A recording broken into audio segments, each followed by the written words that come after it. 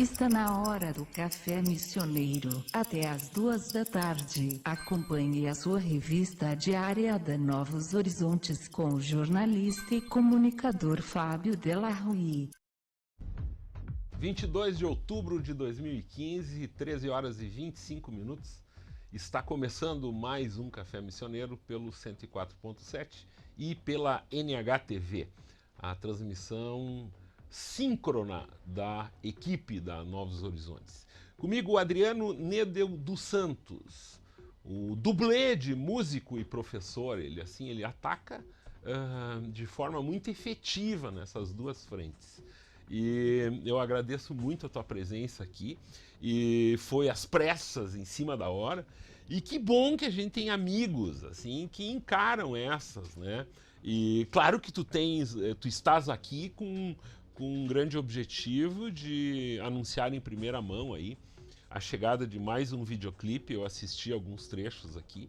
É espetacular, é muito legal saber que tem gente aqui em Santo Ângelo fazendo coisas universais, dá para se dizer.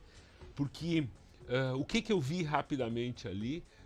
Motocicletas, rock and roll, asfalto, toda uma composição assim de se contar uma história em 3 minutos de uma forma muito bem feita. Muito obrigado por estar aqui, meu amigo. Maravilha, Della Rui, a satisfação é minha de poder, né, integrar mais um Café Missioneiro com amigo aí. E assim que eu recebi o convite, bora, vamos lá. Estamos juntos aí para ajudar, né, e é uma honra, né, poder participar e trazer alguns muito assuntos legal. novos. Eu fiquei aqui admirado aqui que tu, há uma hora atrás, mais ou menos, fizesse uma postagem no teu perfil e imediatamente aqui diversas pessoas se manifestaram, né, que devem estar nos assistindo. Entre eles o Naim Santos, a Jéssica, a Andressa, a Magali, enfim. Sim. A gente manda um alô para essas pessoas, então. Então vamos mandar um alô para toda essa turma aí, são amigos, né, de bastante tempo já. A Jéssica é minha namorada, companheira muito querida. Enfim, todo o pessoal que está sempre junto com a gente aí. Essas pessoas participaram ativamente do videoclipe. Inclusive a Jéssica Schaefer é uma grande produtora executiva também. E a gente trabalhou, não foi fácil fazer uma produção dessas aqui na nossa região. É muita gente, mas o pessoal foi muito legal, muito solícito. A gente contou com a ajuda de muita gente, né? O pessoal do grupo Missioneiros ali. A gente fez uma reunião, foi um dia muito especial. Paramos a cidade, mais ou menos. Opa. Porque imagina 30, 40 motos assim andando nas ruas da cidade. E aí fizemos takes maravilhosos disso.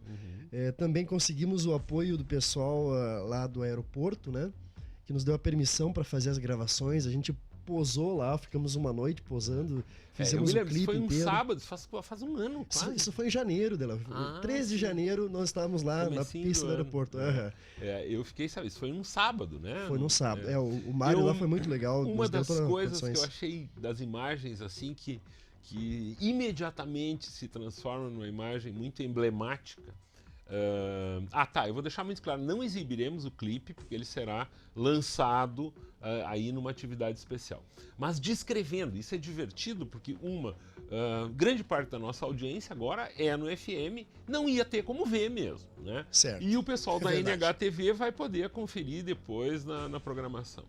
Mas a imagem que abre o clipe, ela mostra o aeroporto iluminado, né?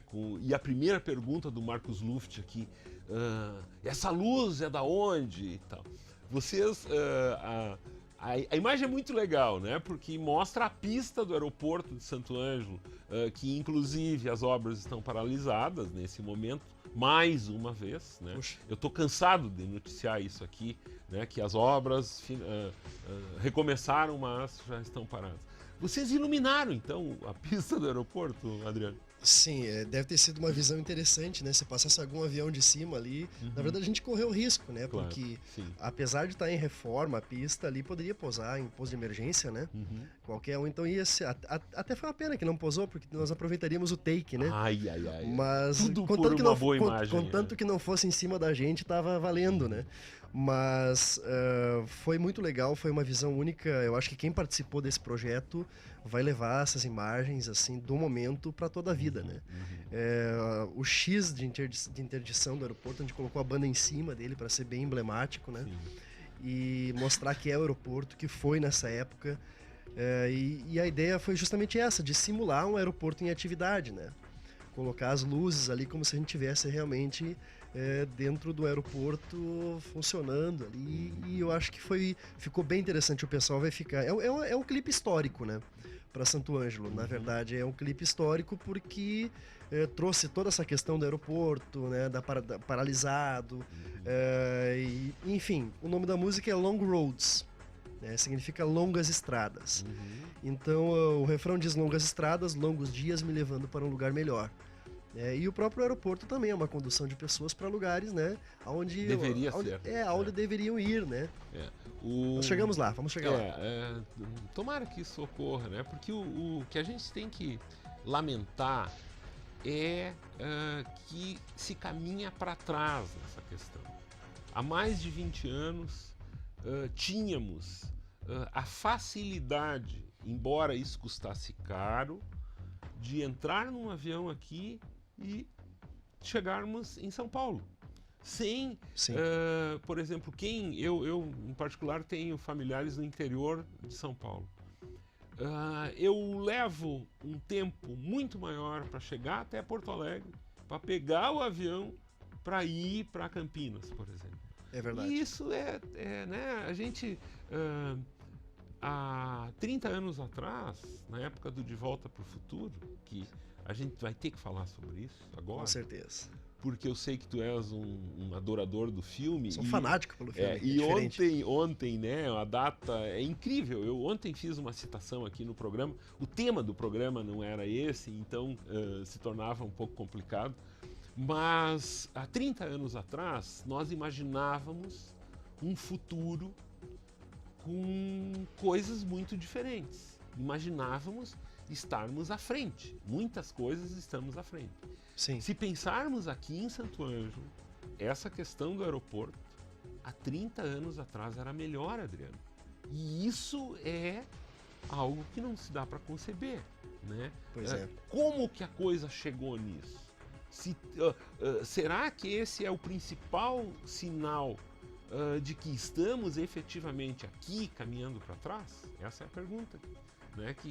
Que nós que temos que fazer a nós mesmos. Eu acredito que, infelizmente, parece ser, né, dessa forma.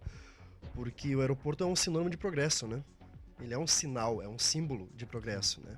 Ou seja, pessoas podem chegar com mais facilidade à cidade, pessoas podem sair para realizar negócios também com mais facilidade. E é um entrave, com certeza é um entrave. Mas vamos ter esperança aí, né? Que de repente a arte ajude a vida, né? A tomar um novo rumo. E de repente esse clipe aí seja um belo sinal. Tomara. Né? De repente a Black Quartz decola junto com o aeroporto, né? Pois o principal crítico de cinema do Rio Grande do Sul, comentarista, enfim, atual, é o Renato Martins, da Bandeirantes. Ele mantinha um programa na Ipanema, todos os sábados, sobre isso. E hoje ele tem dado apenas pinceladas na programação da Band, que assumiu a Ipanema. Pus o Renato Martins na postagem dele da noite de ontem. Eu tive que dar risada, e agora a gente entra no De Volta para o Futuro. Foi feita uma maratona do De Volta para o Futuro em Porto Alegre. E tu acredita que os operadores do equipamento começaram com o terceiro filme, eles se perderam na conversa. O primeiro filme a ser exibido foi o terceiro. E daí o público começou a reclamar e tal, pararam a projeção e levaram uns 40 minutos para encontrar qual seria o primeiro filme. Tiveram que chamar a gente lá. E daí isso demonstra uma coisa, rapaz.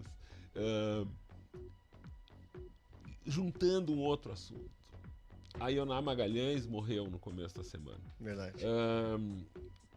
Tu é bem mais jovem, mas, por exemplo, falar para quem tem 40, 50 anos sobre a Ioná Magalhães, todo mundo sabe quem é. Tu acredita que eu ouvi um programa de rádio, no dia que ela morreu, de pessoas se perguntando quem era Ioná Magalhães? Se o cara ocupa um espaço na mídia, diário, ele tem obrigação de, pelo menos,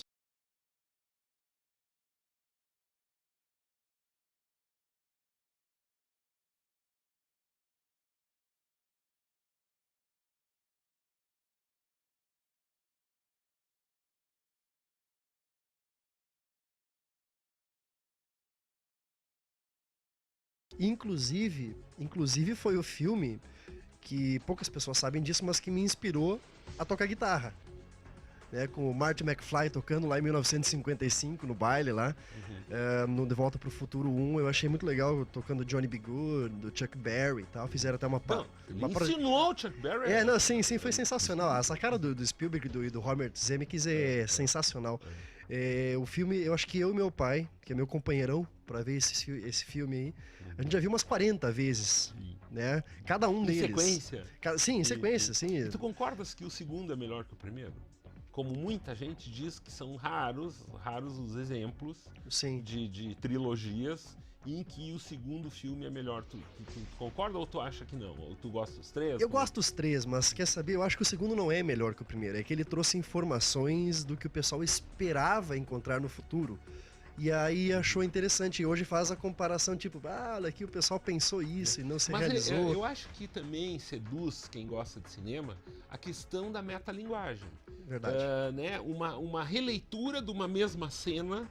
Perfeito. Sob outro ângulo, sobre outra ótica. Eu acho que isso que pegou os cinéfilos, assim, esse cair do cinema, esses caras que vão ao cinema e ficam achando referências em tudo. E tudo fecha no filme, né? Todos os detalhes, é como se houvesse um determinismo histórico, assim, digamos, na própria história. Sim. O Robert Zemeckis e o Spielberg fazem muito isso nos filmes. No próprio Forrest Gump também, né? Você visualiza que o rapaz está chegando lá no ônibus da escola, né? E aí todo mundo diz, esse lugar está ocupado, não pode sentar aqui, não pode sentar aqui. Aí chega uma, né, que é a Jane, né, e diz, você pode sentar aqui do meu lado e tal. Aí depois ele vai pro exército, anos depois, e também ele entra no ônibus e tal, o pessoal dizendo, não pode sentar aqui, não pode sentar aqui. Até que chega um e diz, não, você pode sentar aqui. Então ele levava pedradas quando era menino e fugiu, não enfrentou. E aí depois ele levou pedradas de novo, quando era enfim, com mais idade, mais velho, e aí também a história se repete, né? Eles adotam muita história. Se você não fizer algo para interromper a sequência de eventos hoje, ele vai se repetir amanhã. Então isso é uma constante, assim, do próprio De Volta para o Futuro também, e isso que é sensacional, né? Porque eles mexem e fazem você pensar que alguma coisa tem que ser feita. A mensagem gravada, eu fiz referência a ela, de tudo porque assim, as manifestações é incrível, né? Isso virou notícia mundial. Eu acho que se transformou, sem dúvida nenhuma, na data mais representativa na história do cinema. Como citação de um filme, eu não vi precedente algum igual ao 20 de outubro. Ao 21 de outubro. É verdade. Hoje estamos um dia após o futuro. Falando sobre isso. O futuro começou ontem. Não, e justamente sobre isso, o Doc fez um comentário, uma gravação de 40 segundos. O Christopher Lloyd, que é o ator que fez o papel do professor, muito bem feito, foi sensacional, né? Não, e agora ele é um senhor de idade mesmo, ele já fazia o papel de um idoso naquela época. E agora ficou perfeito. Agora ele realmente é. E ele disse o seguinte, que o futuro não é exatamente como eles imaginavam, ou se imaginava, significando que o futuro está absolutamente em aberto e que nós devemos pensar em fazer esse futuro de uma forma bem feita. Verdade. E é muito legal, né? É exatamente isso. Passa uma energia muito boa, né? Que na verdade foi a mensagem dela, Rui, que no último filme, né? Quando ele chega lá com aquele trem todo modificado, né? Futurístico, e aí ele diz, a namorada do Marty perguntou, doutor, eu tinha uma mensagem e ela se apagou, e aí ele diz, exatamente, porque o futuro ainda não está escrito, né? Exatamente.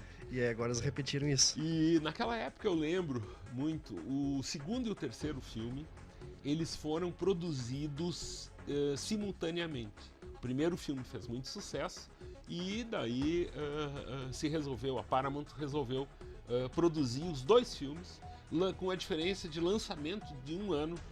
Né? Um seria lançado imediatamente, o outro um ano depois. E no filme, na versão do cinema exibida naquela época, terminava o filme, terminavam os letreiros e vinha uma espécie de um trailer, que não era bem um trailer, do terceiro filme. Tu imagina isso naquela época. Hoje a gente vive essas sensações dessa enormidade de séries do cinema. Há 30 anos atrás não era assim a coisa. Eram raras as trilogias e tal, elas eram contadas nos dedos. Tu imagina, naquela época, que nós não tínhamos esse volume de informação que a gente tem, ficar um ano esperando, já tendo visto algumas cenas e ficar imaginando isso, né? Que mostrava a ida deles, ou a volta para o Velho Oeste, né? Ou a ida, enfim, né? E que o filme tem toda essa questão desse vai e vem. E foi, eu me lembro, assim, cercado de muita expectativa.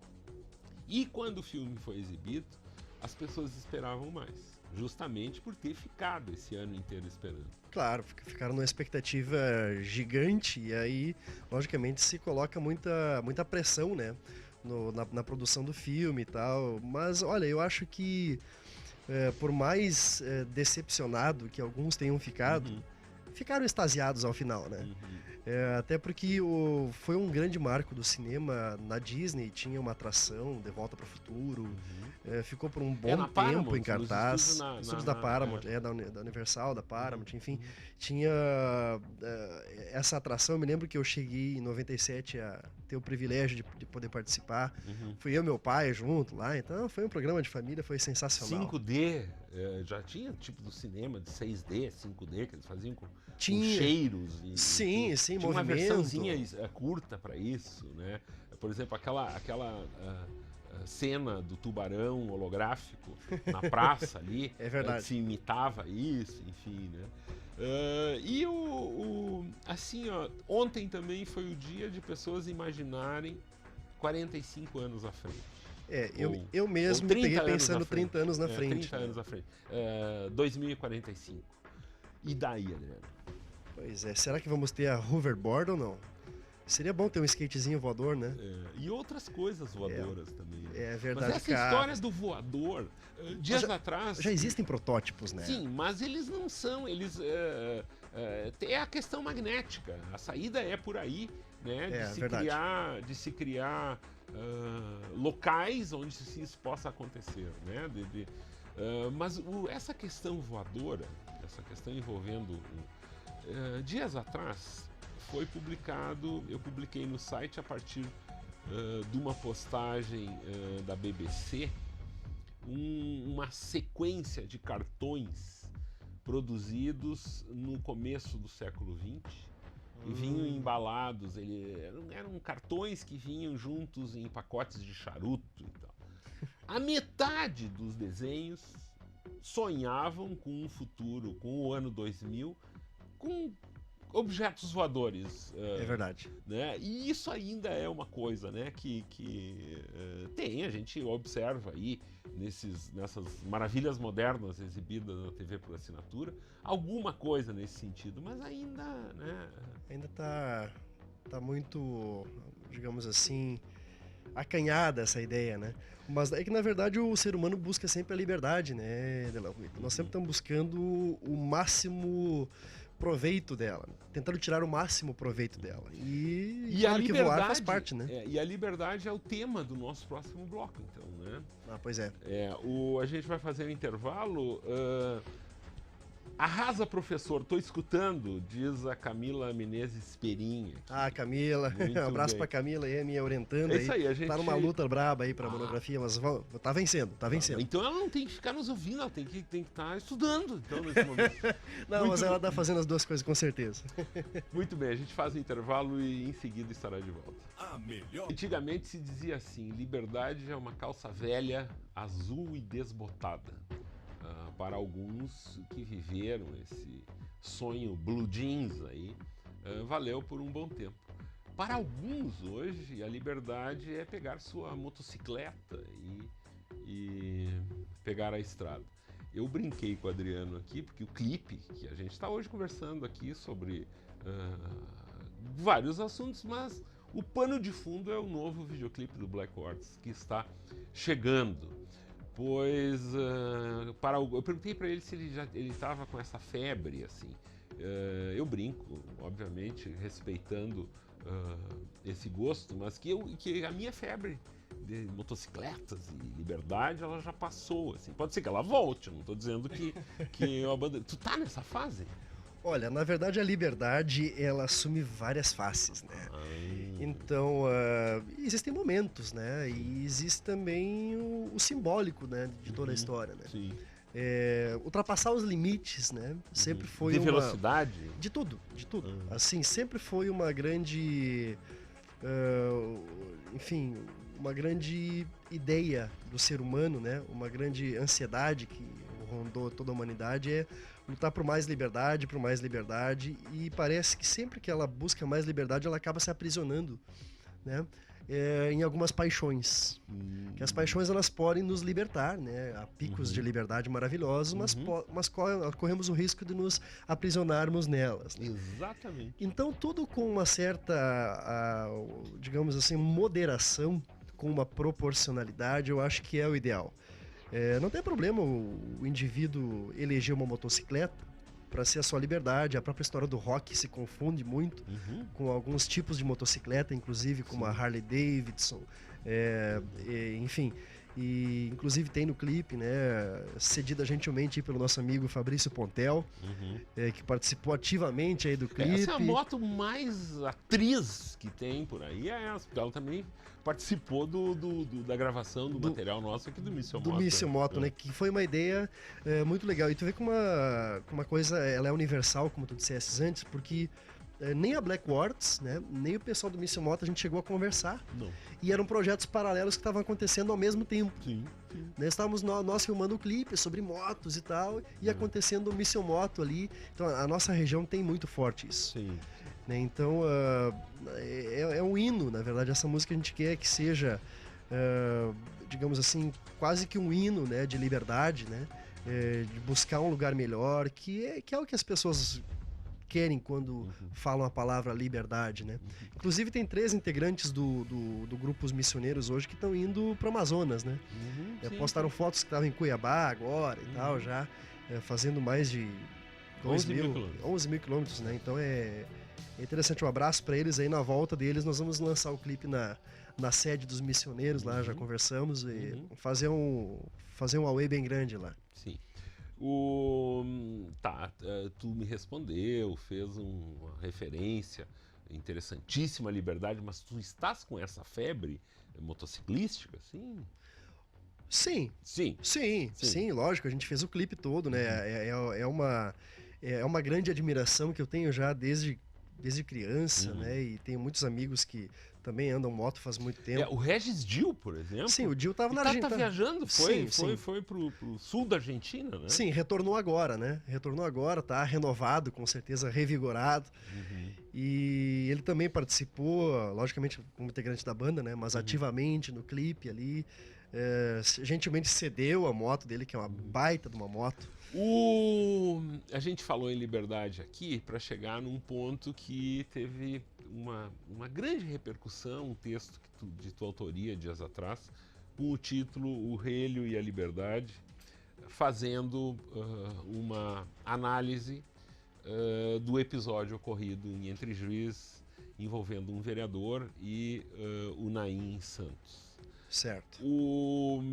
Claro que a tua posição está muito clara, eu acho gostei muito do que eu li ali, com algumas referências, inclusive a Érico Veríssimo, né, de que ele cunhou nos livros a história do Buenas e Mespalho, nos pequenos dou de prancha e nos grandes dou de talho, e tu fez a relação da transformação disso com o uso do relho. Sim. Né? A gente se fala que vivemos uma grande crise de identidade, uma crise institucional, a questão do Estado de Direito, se ele efetivamente ele existe no nosso país, né?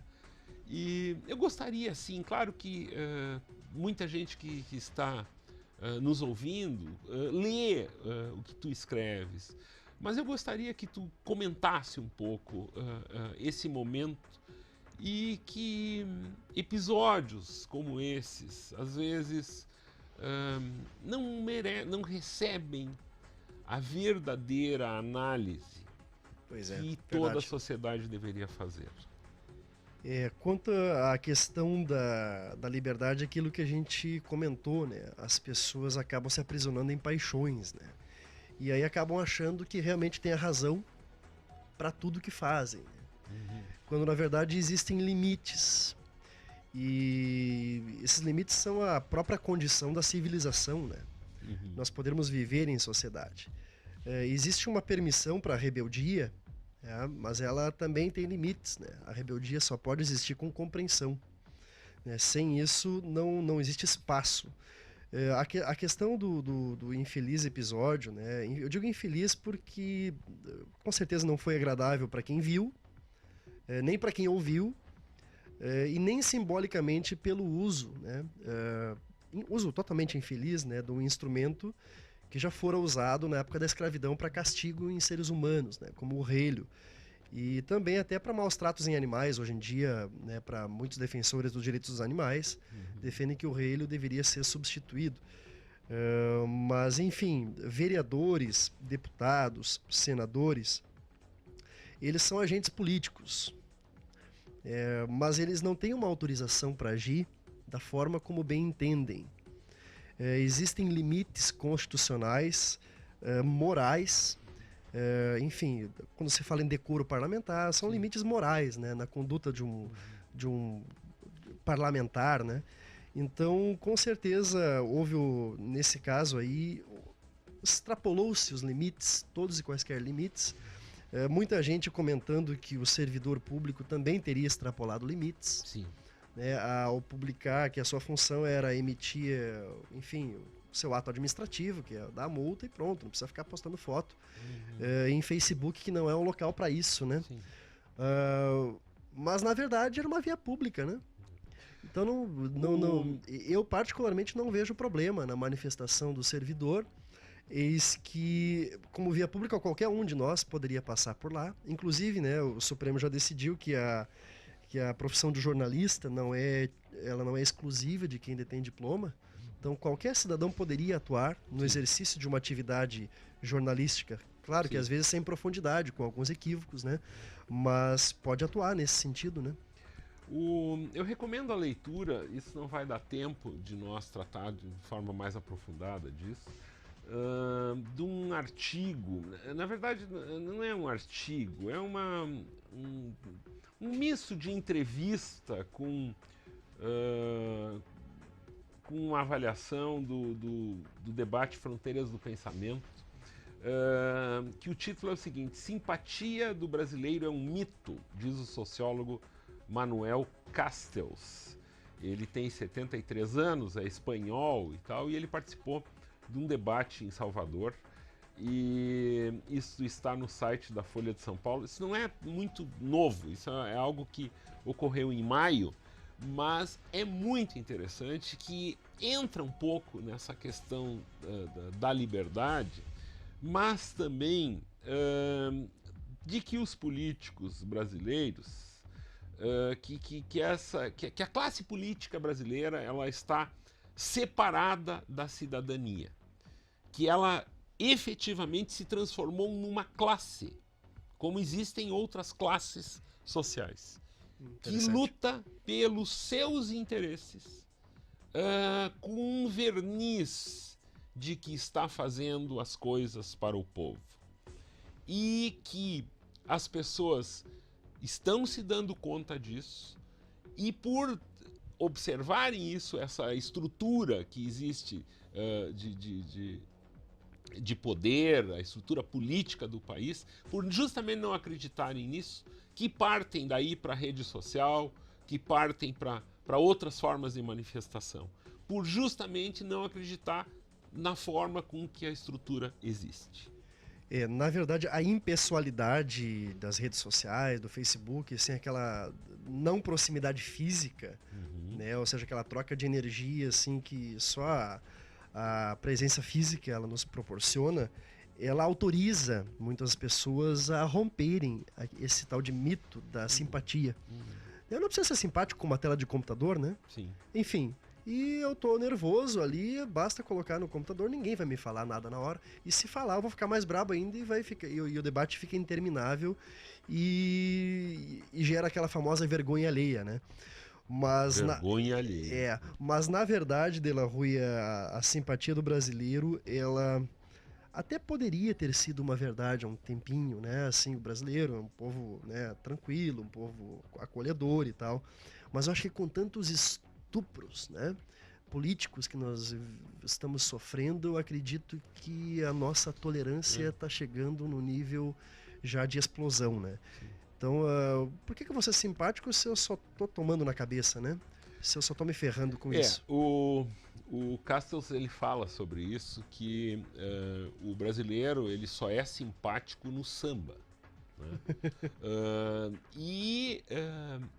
Isso é uma coisa que eu ouvi muito na minha infância, eu ouvia os antigos contarem que essa história de que o brasileiro é acolhedor, que o brasileiro é um povo alegre, que isso não era verdade. E eu não conseguia entender isso aí, né? E o interessante de ler um depoimento desses, né, de um estudioso, e essa visão de fora para dentro eu gosto mesmo, porque a pessoa enxerga A visão de cima da montanha, né? ela é algo... e ele ele argumenta isso, que o brasileiro sempre brigou, ele sempre disputou, e ao mesmo tempo se tinha essa visão Disney da coisa, né? Dias atrás eu revi o filme feito em 1942, que os americanos estavam muito preocupados com a entrada ou não do Brasil na guerra, ou que lado ia apoiar, ou toda a América Latina. Certo. Mandaram uma equipe, o filme mostra isso, ele é um desenho animado, mas ele mostra também o deslocamento dos artistas americanos viajando chegando no Rio de Janeiro, Buenos Aires, e depois a Cordilheira, tudo, uma viagem pela América Latina, apresentando os tipos, né? O Zé Carioca, daí o Pateta faz o papel do gaúcho. Isso é muito interessante, é um Pateta de bombacha, rapaz. De bombacha, bolhadeira e tudo. E numa tentativa de transferência cultural, de alguma coisa. Então por isso que eu chamo dessa visão da Disney, né? Do Zé Carioca. Então. Sim. E que na verdade nós não somos assim, nós somos... e o pior, eu acho que a gente está ficando mais briguento. Pois é, eu tava pensando o seguinte, De La Rui, como é que um povo pode se autoconsiderar simpático se sempre que pode tenta tirar proveito do outro? Será que essa simpatia ela não é uma pseudo-simpatia em prol de interesses particulares? Porque aí não é uma simpatia genuína, né? E aí, claro, se o outro não faz o que eu quero, eu brigo com ele. Então, a conclusão que a gente chega, assim, mesmo que superficialmente, é que ao invés de pacíficos, nós somos individualistas? Essa seria? Acredito que sim, e talvez uma espécie não tão saudável do individualista, né? Que é aquele individualista que depende do governo. Aquele individualista que sempre que pode, ele espera algo que os outros façam por ele. Porque o individualista, aquele que ainda produz algo para a coletividade, que tenta mudar o mundo, enfim, o sonhador, que vai atrás, né, que traz ideias novas, que podem ser aproveitadas, esse é um tipo de pessoa que tem que ser incentivado a existir. Né? Só que, na verdade, em nosso país, até pelas quebras de patentes que o governo federal já fez, não há um estímulo para que a pessoa realmente invente algo, que ela produza algo. Interessa é ficar no ostracismo, dependendo da grande solução que vem de cima. Enquanto nós não estimularmos a solução que vem de baixo, ou seja, que vem da onde menos se espera, nós acredito que não sairemos dessa aí não, Dela Rui. Muito bem, um sujeito preocupado e que dá o seu recado, tem uma legião de fãs, eu diria, né? Eu gostei dessa história da participação dos teus alunos aqui comigo, Maravilha. Incentivando isso. Qual o dia do lançamento? Eu quero que tu me faça uma promessa que neste dia o clipe também estará aqui disponível para veiculação. Enfim, o que tu nos conta? Certo. A data definida ainda não existe, mas está bem próxima. Vai ser em novembro, né? Só estamos esperando retornar o pessoal aí para ter o grupo completo, né? Dos missioneiros, o retorno lá da viagem do Amazonas, né? Que foram para lá e estão retornando.